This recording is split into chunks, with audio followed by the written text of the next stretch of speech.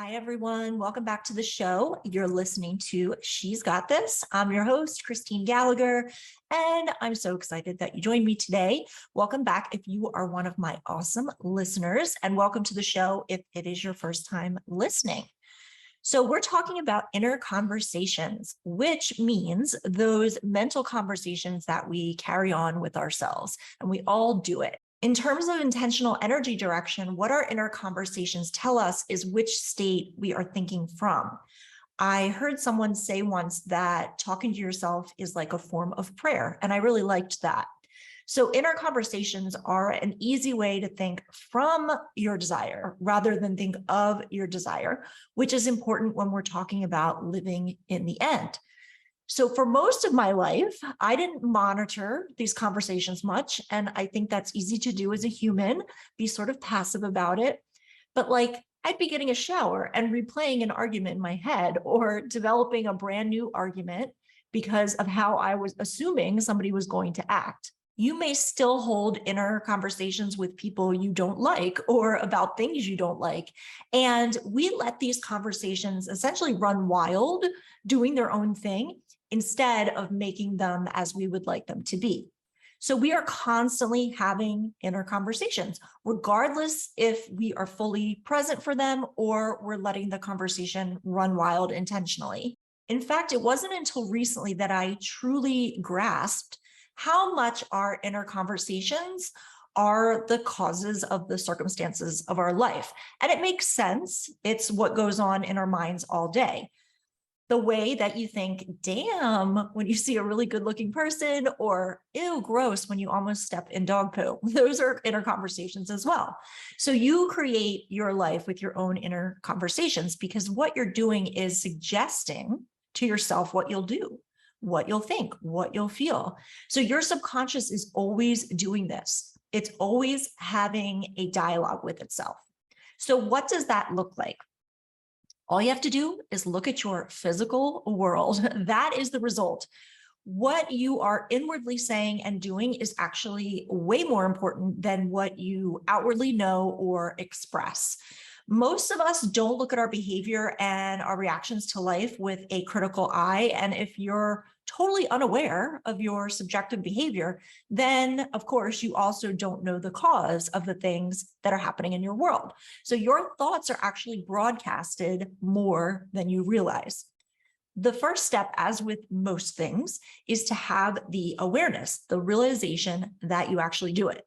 So when you know what you're doing inwardly, then of course you can change it. And I noticed that my mental arguments were strangely comforting in a way. I realized that's probably because I'm used to it. And I had convinced myself and conditioned myself that it was kind of like a way to prepare for what might happen. Well, what might happen kept happening because that's where I had my attention focused. I was assuming the belief. So now I am changing these conversations, and half the time it's literally about stopping myself in the middle of a thought to make adjustments. Because when you're not aware of your inner talking, it's really easy to see ourselves as victims of circumstances instead of the actual cause of the circumstances. So if we want to create a circumstance consciously, we need to shift our inner conversations right away to the wish fulfilled, meaning the outcome that you actually want. So that is the first step to getting what it is that you want. See, we spend our thoughts and actually waste them instead of investing them. We spend them on being worried, on being scared, suspicious, doubtful, angry, etc. But every time we are feeling the wish fulfilled, which we do by having inner conversations from the premise of the wish fulfilled, we're investing in them. So what you want to hear on the outside, you must hear on the inside first. Whenever what we are saying to ourselves inside and what it is we want are actually in conflict, what we're saying to ourselves always wins, because inner speech creates the results on the outside. So it makes sense that if it matches what we want, then we get what we want. Now, the good news is if you're not happy with something in your world, you have the power to change it from the inside. So it's about persisting in that new inner conversation until you are at the point that you're convinced it's actually reality. It feels natural. So when you do that, you will see it in your physical experience. It literally has no choice. So if we want to make something natural to us, in other words, make it an assumption, we need to feel stable about that thing. So it's not about beating yourself up. If you find yourself getting upset about your thoughts over a certain situation or circumstances that are going on, just notice what those thoughts are saying. Don't label them or label yourself or decide they're bad. Just be like, what am I thinking about right now? What is going on in my mind right now? And what happens is you'll slowly start to help you separate yourself from them when you take that small step back. And of course, this also makes room for the thoughts that you'd rather have instead. So often we manifest by default, we do it involuntarily, but we can take control and we can be deliberate. When you pay attention to this and you keep track of your conversations, it's actually a very big piece of having a strong mental diet. So what about some examples of inner conversations? So for example, instead of fantasizing about telling your friend everything that's been stressing you out lately, you can imagine telling them about how excited you are that you got X, accepted into your dream program, landed a dream client, started working with a dream mentor, whatever it may be.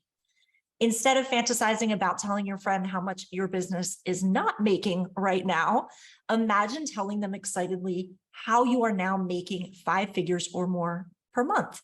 So see and feel them congratulating you, and maybe even the two of you doing a happy dance, which is something I often do in my mind. So if you were in a job, it might be that instead of imagining confronting your boss for paying you too little, you might imagine them telling you that you're getting promoted and you're getting a raise.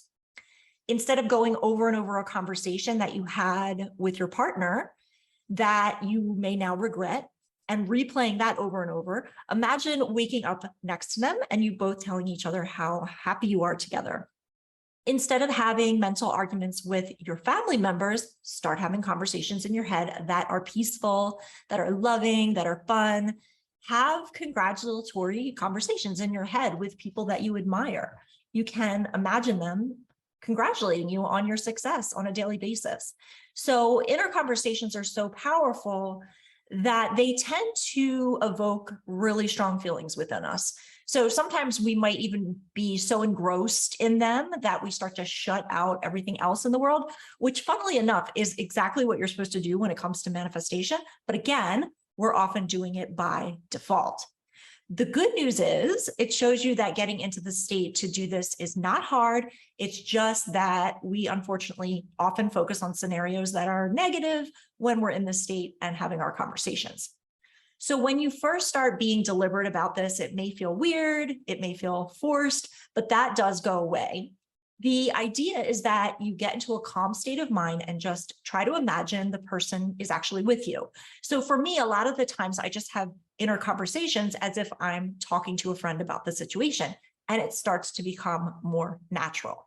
So a good place to start to practice this, if you are not sure, is to ask yourself, if I had the ideal self-concept, if I was who I truly wanted to be, what would I say? What would I think? What would I do?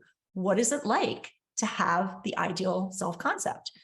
And here's something that always helps me to remember when I want to get back to basics.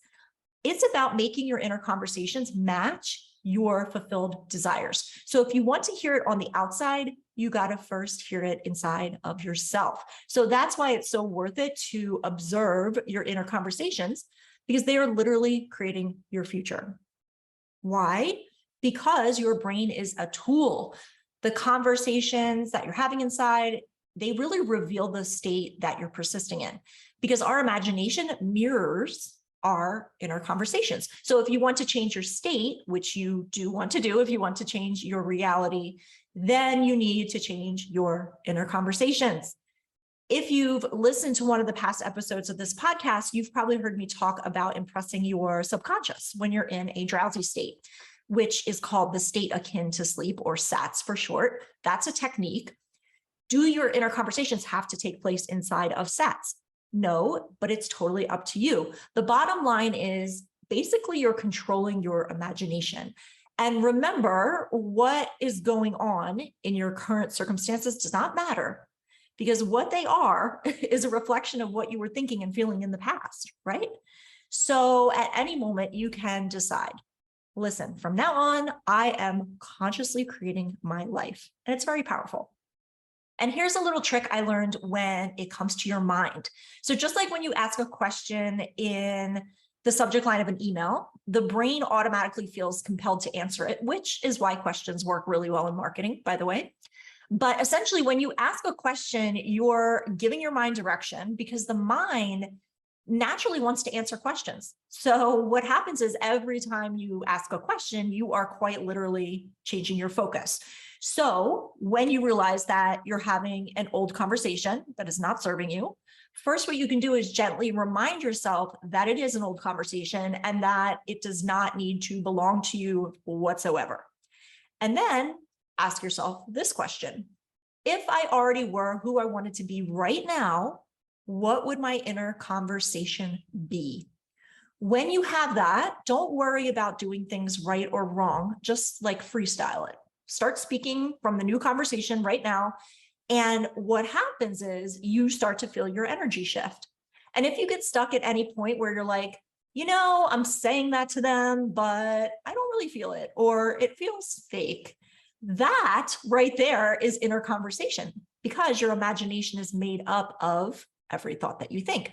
So really what your words are doing is reverberating, and good or bad, you are teaching the outside world how to echo you. So this is where you want to persist. Focus on practicing, and it will become easier and easier for you. Don't just continue seeking out information or asking others if you're doing it right. Trust and start putting into practice what you do know. Personally, what I like to do is have some ready to go affirmations that are my favorites on the notes app in my phone that I can look at in a pinch and use them to replace negative thoughts. I think that's really useful for me.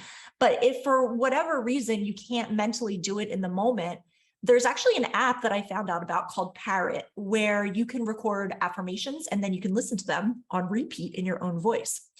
But here's another tip. If you're somebody who doesn't like doing affirmations, I know some of you probably don't, or that doesn't resonate with you, what you can do is inner conversations instead of that.